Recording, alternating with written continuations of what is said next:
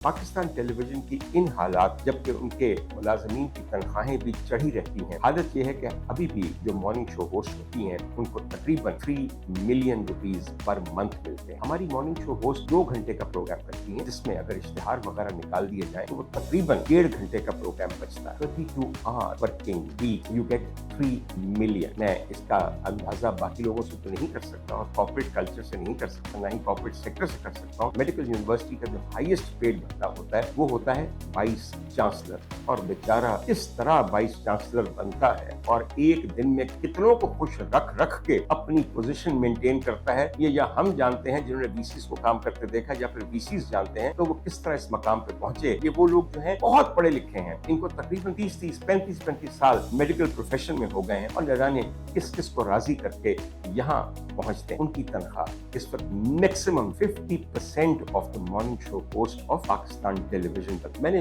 2 सरकारी इदारों को आपस में कंपेयर किया है। वहां पे मैंने एमडी पीटीवी का जिक्र नहीं किया, मैंने सिर्फ मॉर्निंग शो होस्ट का जिक्र किया, और मैंने यहाँ पे वाइस चांसलर का जिक्र किया है। वो एक मुलाजिम है एक इदारे, और ये एक इदारे के मुम्तहन भी हैं, उसके मुंतजिम भी हैं और उसके सरबराह भी हैं। आई समझ आपको मेरी बात की?